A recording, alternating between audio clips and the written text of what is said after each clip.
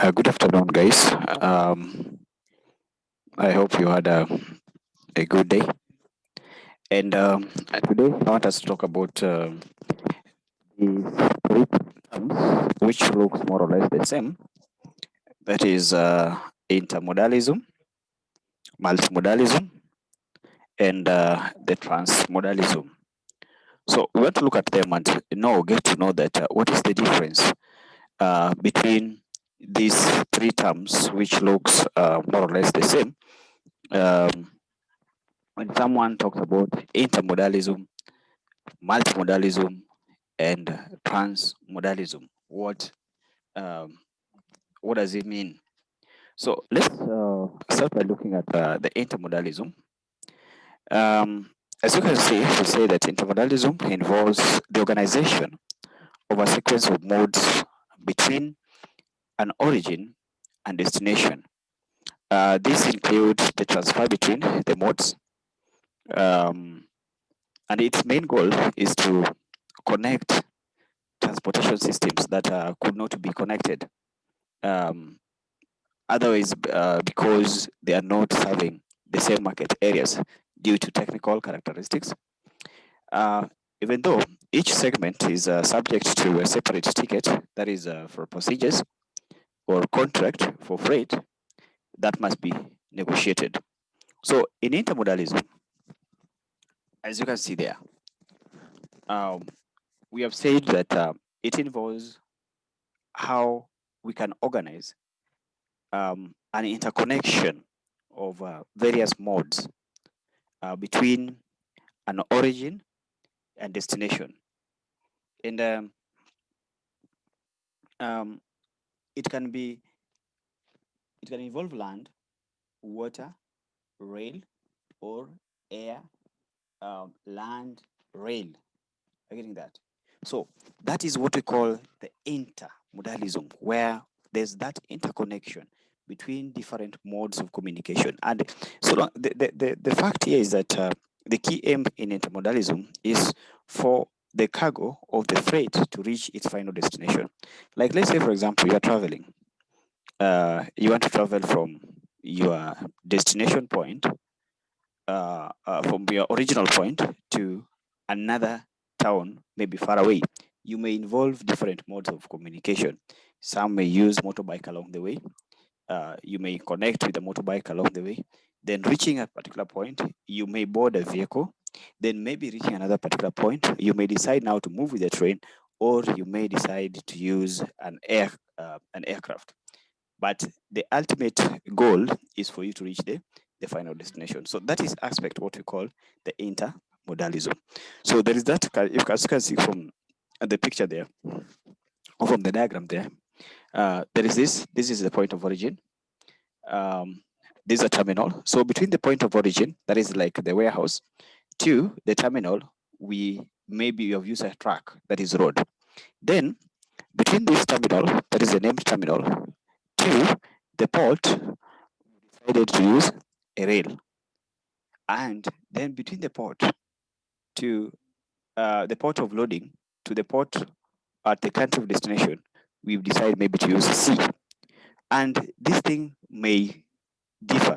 So you can see here, here, if it is a passenger, he may use a different ticket from his point of origin to the first terminal. He may pay a different ticket, or you may make, if it is a freight, you may make a different contract. Then reaching that terminal, you want now to use rail.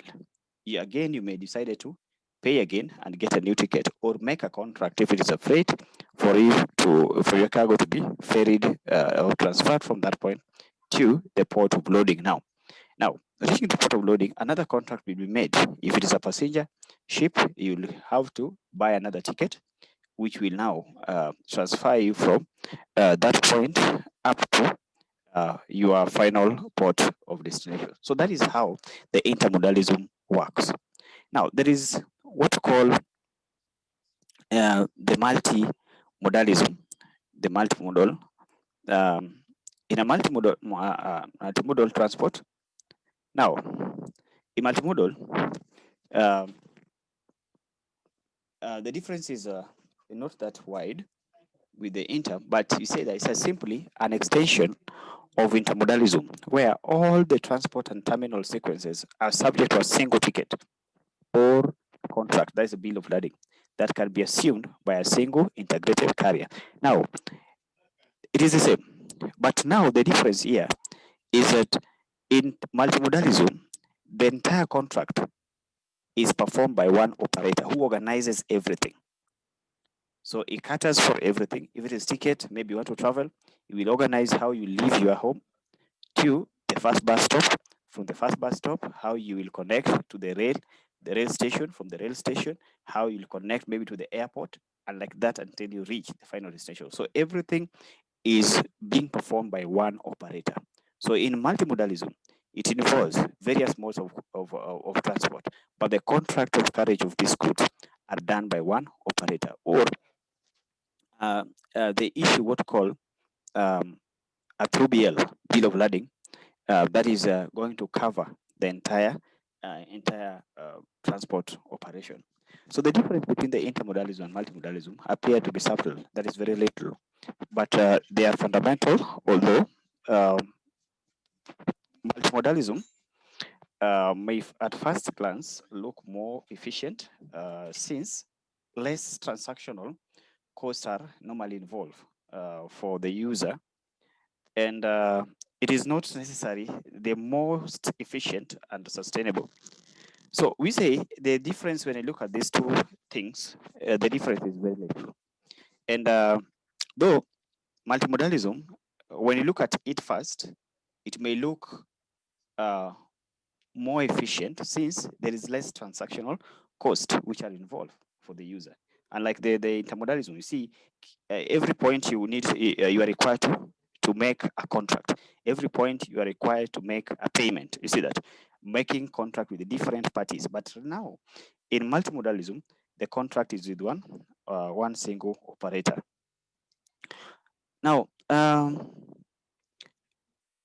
so in that case, a multimodal transport service provider will be inclined to use routes and facilities during the transport process, which are not always always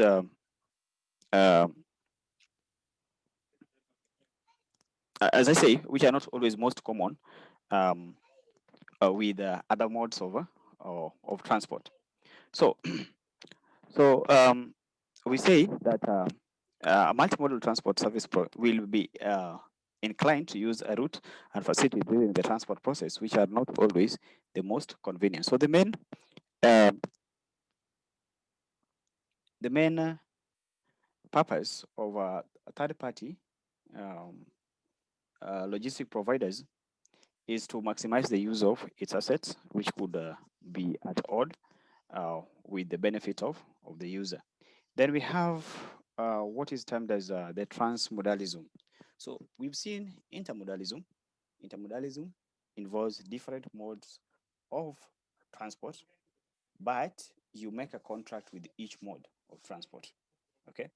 In um, multimodalism, also involve various modes of transport, but the contract is with one single operator. That's the only the difference. But in both cases, we are using the same mode of transport. So we are using the different modes of transport. I mean, now the transmodalism involve connecting different segments of the same mode, uh, connecting different segments of the same mode between an origin and destination. So we try to reconcile the different model service on the same network. So there is no specific term if the transmodalism takes place as a single or a separate ticket or a contract. So transmodalism is common for air transportation, since a passenger can easily book a ticket between two locations, even if it involves transiting through an intermediary airport or using a separate carrier. So this one it just simply involves the connection of different segments of the same mode between an origin and destination. Maybe you're flying from Dubai and you want to, or you're flying from Kenya, you want to go to UK, and maybe you don't want to go through a direct flight, you book a flight from Kenya to Dubai. Then again from Dubai, you book another one connecting you to UK. So something of that sort. Now, for maritime shipping, transmodalism took shape in the setting of intermediate hubs, such as we have the Singapore, we have Dubai, we have Panama, connecting deep sea and feeder services. Now, for rail, the North American rail system and the land bridge is interconnected at major transmodal hubs, such as we have the Chicago, we have the Eurasian land bridge, which is emerging on the transmodalism as well. So I think you understood what the intermodalism, multimodalism, and the transmodalism means. Now, we want to see containerization. Now, this is a system of intermodal freight transport using intermodal containers, also called shipping containers, and ISO containers. Now, the containers have standardized dimensions. They have standardized dimensions. Uh, they can be loaded and unloaded, stacked, transported efficiently over long distances, and transferred from one mode of transport to another. So container ships, you have got rail transport, flat cars, semi-trailers, trucks without being open. So the handling system is completely mechanized so that all handling is done with cranes and special forklift trucks. So all containers are I say that all containers, they are numbered and tracked using computer systems. So if you look at a container, an ISO container, you'll find that just at the point where the doors are, just up there, there's normally some numbers. So those numbers are normally used to track those containers all over the world, and they're unique to that specific container or to that specific company. So containerization originated several centuries ago, but was not well developed or widely applied until after the Second World War, when it dramatically reduced the cost of transport, supported the post-war boom in intermodal trade, and was a major element in globalization. So this thing, the containerization, it was something which was there even before, but post Second World War, it was found to be very, very useful means uh, of carrying various cargoes or different cargoes as a unit, and from there now, much improvement was done in terms of building ships which could converting the old ships to containerized ones. Also, the rails were also reconstructed to allow the intermodal transfer of these cargoes from one mode to another. Also, ports were also gearing towards making the container berths and all that. So there's a lot which has happened since it came into force. So it allows the concept of unitization, where a different unit can be packed as a one package. So it did away with the manual sorting of most shipments and the need for warehousing, and it displaced many thousands of dock workers who formerly handled the break bulk cargoes. So it also helped in reduce congestions in ports. Significantly, it shortened the shipping time and reduced losses from the damage and the theft. So in that, it reduces theft because when containers are passing, you can't know what is inside that container. So whoever want to attack may not. Also, it reduces congestion in port. Why? Because these are not break bulk cargoes, which will have to pick one after the other. But they are either ports have developed mechanisms of how to clear the containers. Either they are scanned and then they transfer straight away to the designated CFAs where the clearance is going to be done. It was also allowed to faster discharge, just so long as there are cranes, just Just needs a crane operator to transfer it.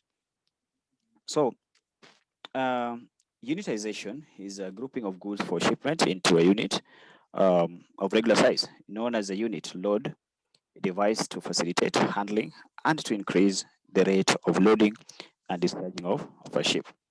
So intermodalism is a method of transportation of cargo using multiple modes of transport, just the same way we said, from origin to destination without any handling or rehandling of the cargo itself while changing modes of transport. Now, one thing which you have to also note in intermodalism, that cargo must be transferred as a unit without reopening it and repackaging it. So what has enabled the intermodalism is the aspect of containerization. So intermodal transport utilizes containers, which allows goods to be moved directly from one mode of transport to another without having been repacked or rehandled. Then we have got different types of different dimensions of containers. We have 150 standard containers, 8 feet, 56 height, 30 tons maximum gross, 40 feet volume, related containers. Then we have the super cube containers. Now these are used on very restricted routes such as Japan because of the height restrictions used for the shipment of lightweight goods such as empty cans for food industries or paper tissues products where the extra cubic capacity of the container can be utilized without the compromising of the gross weight. So there are those ones super cube. They are not the height are more than the standard ones you see here, the 20 feet and the 40 feet. Then in terms of their groupage, in terms of usage, we have tankers containers or tank containers. I think you know them. Normally they are round. They are designed for liquid gases, liquid cargoes that can be moved in small quantities and consist of a cylindrical tank made of stainless steel. And the reason for the stainless steel so that it doesn't get rust, and the effect of rust can contaminate the cargo inside, or sometimes some rust can cause to even the container also to have some holes, which means that the liquid, whatever is carried inside, may spill and cause marine pollution. So also we have got half height, the half height containers. Now the half height containers, they have standard length and width of about 4 feet, 4 feet 3 high, which is a half standard height. So the half height containers, they are almost the normal containers we see being used. They are half of that, and normally they are basically used for handling those heavy machineries. So the half height container is also suitable for loading and discharging on premises with the insufficient height to lift up a full height container. So they make more efficient use of space on board the ship because half height containers, each with a maximum of 30 tons gross, occupy one cell in a container. Each with a maximum 30 tons gross occupy a cell in a container ship, which one general purpose container with only 30 tons maximum might occupy. So they also help in space, in saving space. Then flat track containers are it has one side or top.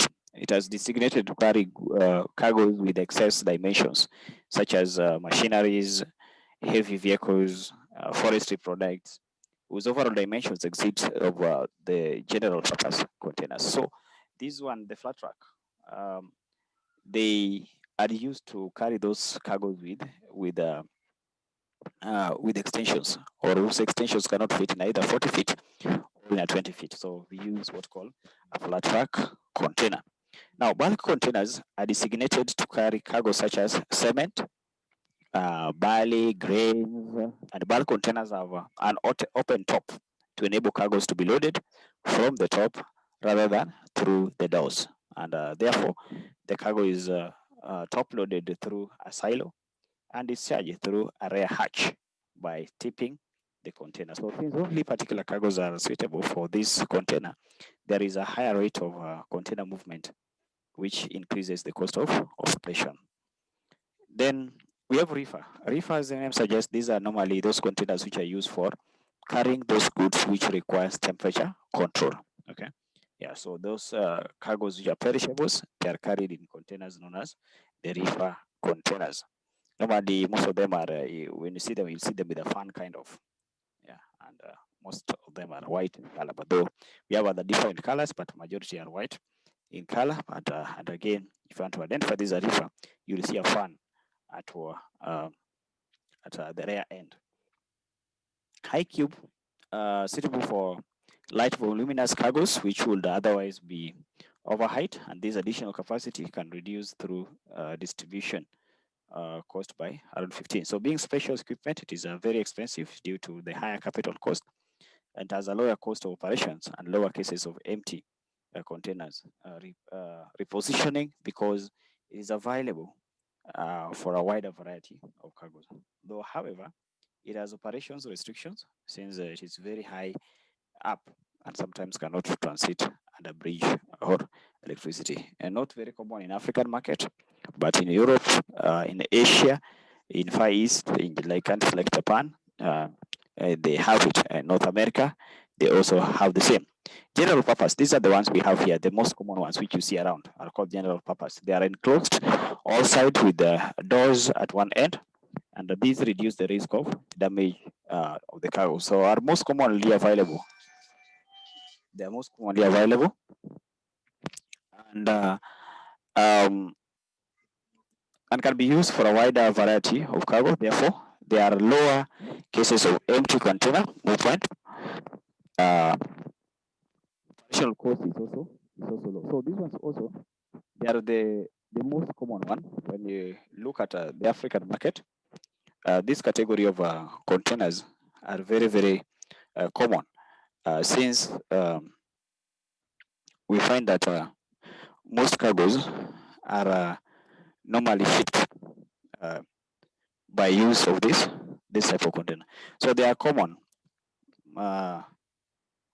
You'll mostly see trucks carrying them.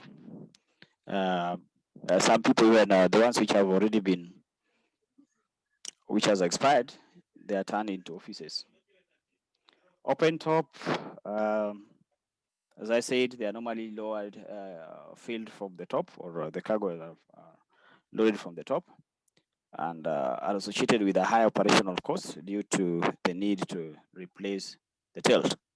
So risk of imperfect weather seals makes it difficult to get return cargo, and therefore higher cases of empty container movement associated with the cost. So open top containers operational cost are very high. The ventilated ones, they are having, or they are rated, you can call them ventilated or they are rated. They have got ventilation ducts along the top, which allows water vapor given off by the coffee beans and the cocoa beans during the transit. So these ones are used for those cargoes which respire and to avoid the rot. Now, some of the merits of containers, they reduce transit time through quicker cargo handling.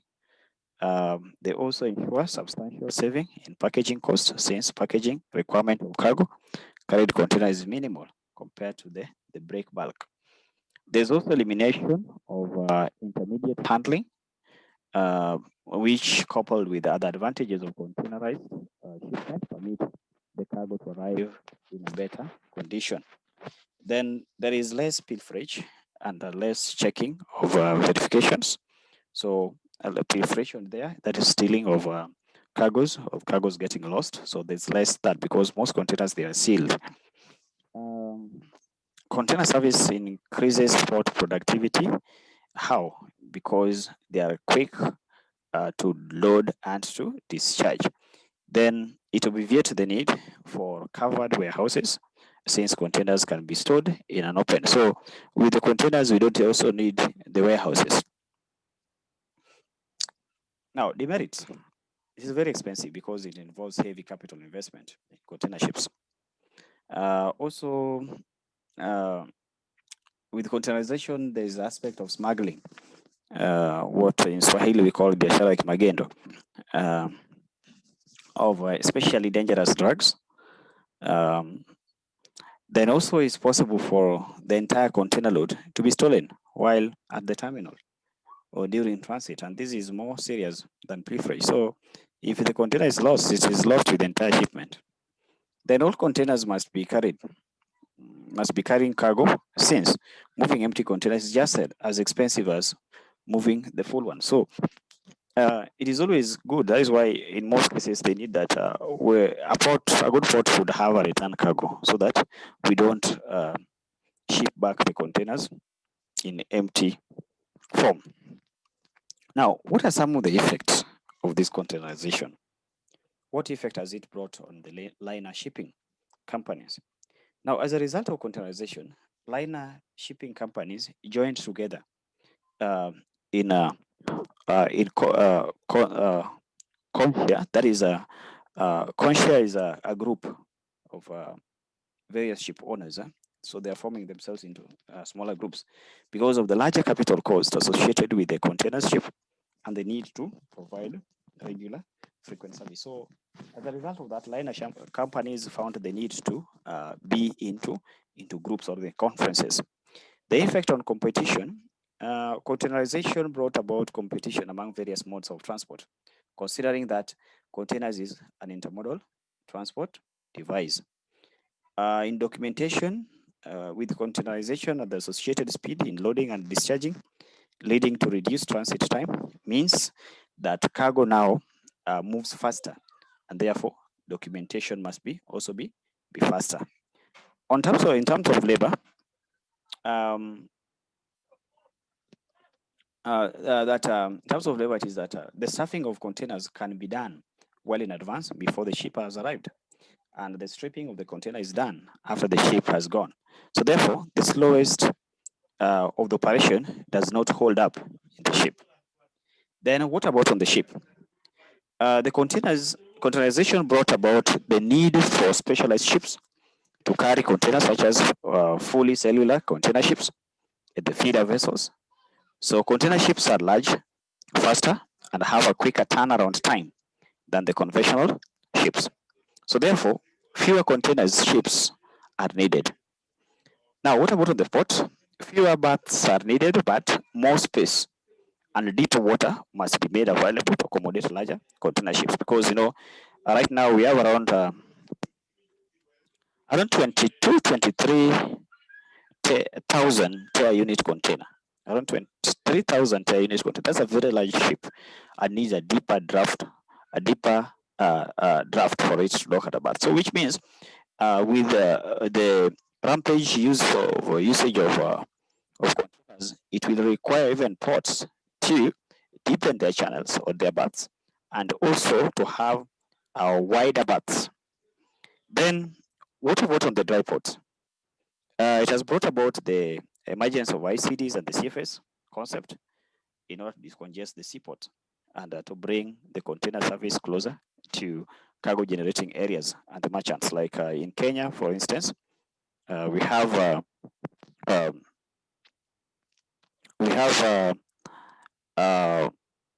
Naivasha. There's Naivasha with us here. We also have Embakasi ICD and many more, which are there just to bring the business closer to the people. Now, what are some of the reasons for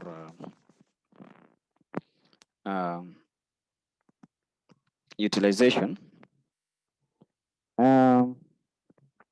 Slow for turnaround time. The ship earns revenue. We know that the ships do earn revenue when she is carrying cargo from one place to another. And because a ship is an expensive asset to lie idle, the port is making the best use of its assets, especially the berths and the keys when the cargo is flowing across its keys and quickly, and the berth is fully utilized. So slow handling to and from the roads creates inland congestions and poor utilization of the vehicles. So some of the things which can contribute to slow port turnaround time, we find that a ship is a very, very expensive asset, and it only earns money when it is on voyage, that is carrying the cargo. Then port also is also making best use of its assets when their berths and the keys are, the cargo is flowing. This ship is coming in, another one is leaving. So that is when the port is also making money. Now, labor cost. Conventional cargo requires a very large labor force, which again is slow and very, very expensive. So in terms of labor, um, we find that the conventional cargoes are very, very expensive. And this is why now we find the containerization to be of useful. Now, methods of cargo unitizations. How do you unitize a cargo? We can unitize a cargo by use of pallets. Pallets, it's a flat tray, generally made of wood, but occasionally made of steel or plastic, on which goods are in cartons, bags, can be stacked to facilitate the handling by use of a forklift. Also, we have got packaged timber. Now, this is a method of presentation of timber for shipment, whereby timber is strapped into a large uniform block capable of being handled and lifted as one unit. So you bundle them, okay? Then we have got 20 feet bolsters, similar 20 feet flat rack containers, but without end frames or the corner post. Then we have what we call the Magi trailers. Now they are solid wheels. They have solid wheels at one end and are designed to be moved by tags. Equipment equipped with goosenecks, lifting gears. So Magi trailers are used for utilization of cargo in the port and on board the ship. So they can carry greater cargo weight than the bolsters and a 150 standard container. Then we have got load trailers. Now the load trailers are ordinarily trailers suitable for short sea operations. They require haulage arrangement at both ends of the short sea. Then we have got barge unit. Now these are the cargo where the cargo is stored in a barge. These are flat floating ships.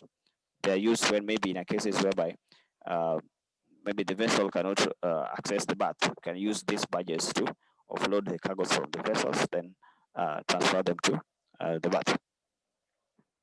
Yeah. Now, FCL containers, we'll talk about the full container load. This is whereby the entire container is packed by cargoes that belongs to one operator or one shipper. So they are destined, they allow what called door-to-door delivery, whereby cargoes can be packed at the warehouse of the exporter, and then they are stripped at the warehouse of the importer. Okay, so they allow what called door-to-door delivery, and point to note in it that the entire container is carrying shipments that belongs to one particular client. Now, the less than container load, in this one, the LCL, in short, what it means, this is whereby a container is carrying goods that belongs to different shippers.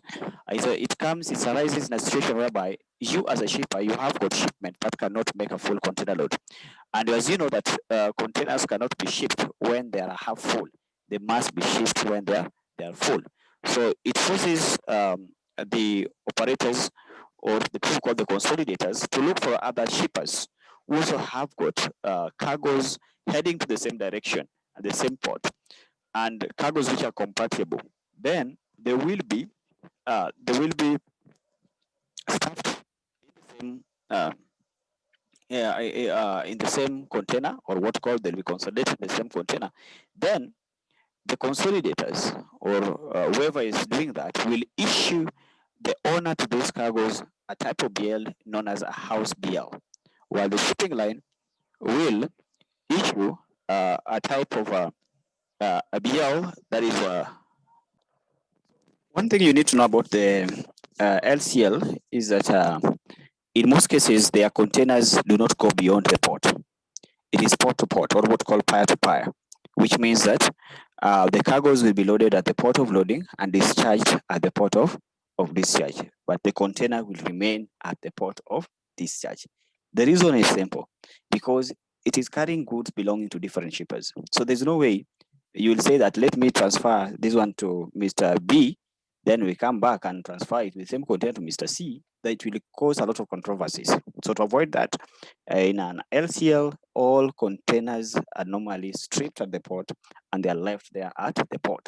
Now, the shippers will clear their cargoes as loose container loads. And I said that in LCLs, normally, the shippers are normally given a type of BL known as a house BL, while the shipping line will give the consolidator a type of a BL known as a master bill of lading. Okay, yeah, so that is something which you must take into account.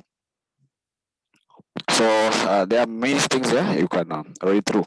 So after there, guys, unless you have some questions, I call it a lesson, and you will continue from there uh, further. So let somebody ask a question, use the comment tab to leave your question there. I'll address it in our next tutorial. Thank you and have a good afternoon.